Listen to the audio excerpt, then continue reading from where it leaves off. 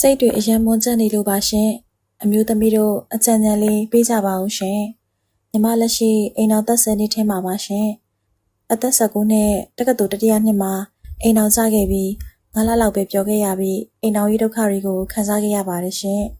အိမ်တော်သက်9လမှာကိုဝင်ရလာတော့ယောက်ကမအိမ်လိုက်နေတော့ယောက်ကမဒုက္ခရဲ့ခင်မုန်းကကိုယ့်ဘက်ဘယ်တော့မှမရှိတာရဲ့ပတ်စံရှိရနဲ့ကိုယ့်အပေါ်မပေးတာဈေးဘိုးကိုတောင်တွန့်တူတာရဲ့နောက်ပြီးကိုတက်လန်းတွေကိုအကုန်ပိတ်ပင်တာကိုပညာသင်မယ်ဆိုလဲမသင်ခိုင်းဘူး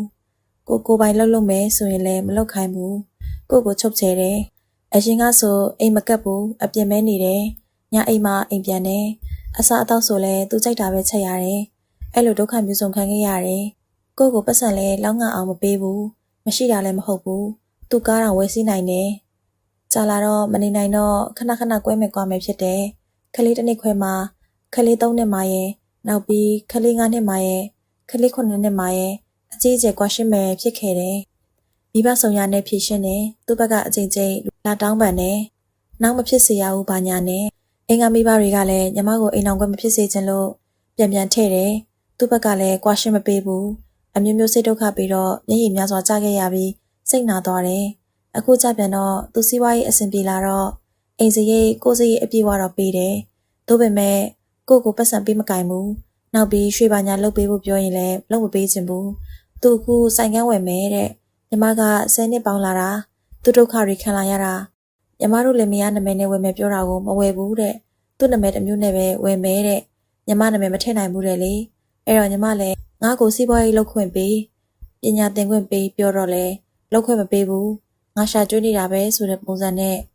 အိမ်မှာလိုတာတော့ပေးတယ်ဒီအိမ်ကနေလဲကိုနဲ့အိမ်အောင်ကြပြီး6နှစ်ပြည့်မှဝယ်တာသူ့နာမည်နဲ့ပဲသူဘာမှမရှိတဲ့အချိန်ကလေးက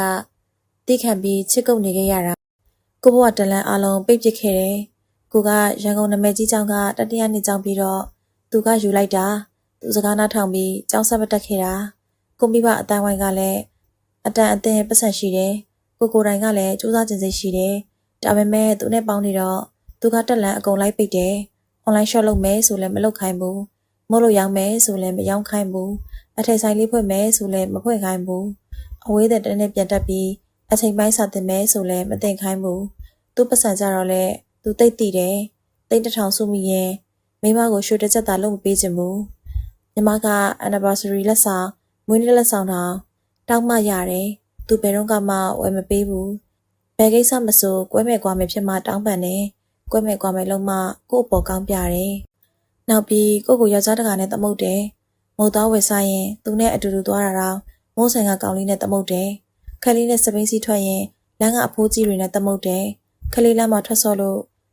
လမ်းမှာလိုက်ကြည့်ရင်တခြားလိုက်ဆောင်တဲ့အိမ်အောင်တဲကခလေးအဖေတွေနဲ့သမုတ်တယ်ကိုမှဘယ်ယောက်ျားနဲ့မှလည်းစကားမပြောဘူးနောက်ပြီး Facebook ပေါ်မှာလည်းယောက်ျားလေး friend လည်းမထားဘူးနောက်ဆုံးသူကကိုဆိုင်ကအလုပ်သမားနဲ့ပါသမုတ်တယ်ကိုကရုပ်ချော်တယ်အသားဖြူတယ်လှတယ်သူကရုပ်လည်းမချော်ဘူးအသားလည်းမဲတယ်နောက်ပြီးကိုကစာတော်တယ်10တန်းမှာဂုံးလူလေးကိုထွက်ခဲ့တယ်ရန်ကုန်မှာတက္ကသိုလ်3နှစ်တက်ခဲ့တယ်ကိုအတိုင်းဝိုင်းကပတ်စံချမ်းသာတယ်သူကကိုလောက်လည်းပညာမတတ်ဘူးနောက်ပြီးကိုမိဘလောက်လည်းမချမ်းသာဘူးအဲ့ဒါကြောင့်အငုံစိတ်များပြီးညီမကိုနေရာတကာလိုက်ချုပ်ချင်နေတာဖြစ်မယ်ညီမစီးပွားရေးလုပ်လို့သူ့ထပ်ပိုချမ်းသာသွားမှာကိုမလိုလားဘူးသူပတ်စံစုမိလို့ညီမကိုရွှေငွေစင်လားဆိုတော့လဲမစင်ဘူးညီမကိုယ့်ဟာကိုယ်အလုပ်လုပ်မယ်ဆိုလဲပိတ်ပင်နေညီမလက်ရှိအသက်28နှစ်မိဘမောင်နှမပြည့်စုံရှိသေးတယ်ညီမသူ့ကိုမပေါင်းချင်တော့ဘူးကွာရှင်းပေးဖို့ပြောတာလဲမကွာပေးဘူးအတီးကသူ့ကိုစိတ်နာသွားတာရဲ့ချက်ရှိနေတဲ့ဘဝတက်တန်းမှာနဲ့အတူမနေချင်တော့တာရဲ့ကြောင့်ပါနောက်တစ်ခုကကိုမိဘကကိုလက်ရှိနေတဲ့မျိုးကနေတနားရီလောက်သွားရန်ရောက်တယ်အဲ့ဒါကိုကလေးချောင်းပိတ်လို့6လတစ်ခါလောက်တစ်ပတ်လောက်သွားနေဖို့တော့မနှဲပြောရတယ်ကိုမသွားခိုင်းချင်ဘူးပြီးတော့ကိုမိဘစီလဲဖို့သွားတာကိုခေါ်လို့ကိုလိုက်သွားချင်ရင်တော့သူ့ကိုမနှဲပြောရတယ်လိုက်သွားရင်လည်းဖုန်းဆက်ပြောဆိုနေတာကိုပြောတာကိုမလိုလားဘူးပြီးခဲ့တဲ့တစ်လလောက်ကညီမတွေကအကုန်စုပြီးဘန်ကောက်သွားလေတာကိုစရိတ်ငင်းခေါ်တာကိုဘာမှပေးစရာမလိုဘူးအကုန်လူဆောင်ချင်လို့ကိုစိတ်တောင်တမင်ပေးပြီးခေါ်တာတော့ကိုမလိုက်ခိုင်းဘူးတပတ်ပဲကြာမဲ့ခရီးလေးတောင်စိတ်ပုတ်တယ်ကိုမလိုက်ရတော့ညီမတွေအိမ်မတွေကစိတ်မကောင်းဘူးမောင်နှမတွေကကိုဒုက္ခခံလာရတာတွေသိတော့ကိုမပေါင်းခိုင်းဘူး မိဘအိမ်ပြန်ပြီးအလုပ်လုပ်စားဖို့ပြောတယ်ကိုကလည်းသူနဲ့နေရတာအပြစ်တွေကြီးရောက်နေတယ်လို့ခံစားရတယ်ဆိုင်ထိုင်လဲအလုပ်သမားနဲ့တမုတ်ကိုကြိုက်တဲ့မှုလေးဝယ်စားလဲဆိုင်ရှင်နဲ့တမုတ်ကိုအိမ်နာတော်လာလမ်းလျှောက်လဲလူတကာနဲ့တမုတ်ကိုဘဝတလန်းလဲပိတ်ပင်